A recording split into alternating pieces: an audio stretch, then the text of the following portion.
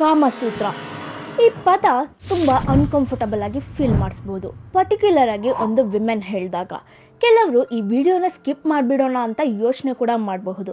ಆದರೆ ಈ ಟಾಪಿಕ್ನ ಇಗ್ನೋರ್ ಮಾಡೋದ್ರಿಂದ ಅಥವಾ ಸ್ಕಿಪ್ ಮಾಡೋದ್ರಿಂದ ನಮ್ಮ ಹಿರಿಯರು ಬರೆದಂಥ ಈ ಒಳ್ಳೆ ಪುಸ್ತಕವನ್ನು ನಾವು ತಪ್ಪಾಗಿ ಅರ್ಥ ಮಾಡ್ಕೊಂಡಿದ್ದೀವಿ ಅನ್ನೋ ವಿಷಯನ ಯಾರೂ ಬದಲಾಯಿಸೋಕ್ಕಾಗಲ್ಲ, ಅಥವಾ ಅರ್ಥ ಮಾಡ್ಕೊಳ್ಳೋಕ್ಕೆ ಟ್ರೈಯೇ ಮಾಡಿಲ್ಲ ಅನ್ನೋ ಸತ್ಯ ಕೂಡ ಬದಲಾಗಲ್ಲ.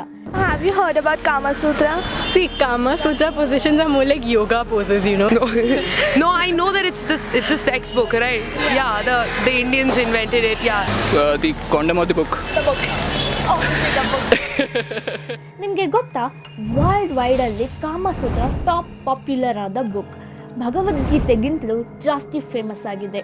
ಆದರೆ ಇದನ್ನು ಬೇರೆಯವರು ಬೇರೆ ಥರ ತಪ್ಪಾಗಿ ತಿಳ್ಕೊಂಡಿದ್ದಾರೆ. ವೆಸ್ಟರ್ನ್ ಜನ ಇದನ್ನು ಇಂಡಿಯನ್ ಸೆಕ್ಸ್ ಬುಕ್ ಅಂತಲೇ ಕರಿತಿದ್ದಾರೆ. ಜನ ಇದನ್ನು ಒಂದು ಓಲ್ಡ್ ಸೆಕ್ಸ್ ಪೋಸ್ ಬುಕ್ ಅಂತ ತಿಳ್ಕೊಂಡಿದ್ದಾರೆ. ಇಂಡಿಯಾದಲ್ಲಿ ಯಾರೋ ಒಂದಷ್ಟು ಜನ ಸ್ಟ್ರೇಂಜ್ ಫ್ಯಾಂಟಸಿ ಬುಕ್ ಅಂತ ಥಿಂಕ್ ಮಾಡ್ತಾರೆ. The old Indian textbook of sex. The Indian sex thing. So I just actually dislocated my knee doing some Kama Sutra last week. ಆದರೆ ಅದೆಲ್ಲ ನಿಜ ಅಲ್ಲ. ಮೊದಲು ನಾವು ಅರ್ಥ ಮಾಡ್ಕೊಳ್ಬೇಕಾಗಿರೋದೇನೆಂದರೆ, ಹೇಗೆ ಈ ಇಂಡಿಯನ್ ಬುಕ್ ವೆಸ್ಟರ್ನ್ ಕಂಟ್ರೀಸಲ್ಲಿ ಸೆಕ್ಸ್ ಫ್ಯಾಂಟಸಿ ಬುಕ್ ಆಗಿ ಫೇಮಸ್ ಆಯಿತು.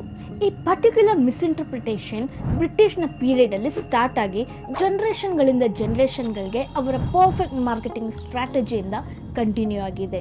ಲೇಟ್ 19th ಸೆಂಚುರಿಯ ಟೈಮ್ನಲ್ಲಿ ಬ್ರಿಟಿಷರು ಒಂದು ಕ್ಲೀನ್ ಮಾರ್ಕೆಟಿಂಗ್ ಟ್ರಿಕ್ ಯೂಸ್ ಮಾಡಿದ್ರು.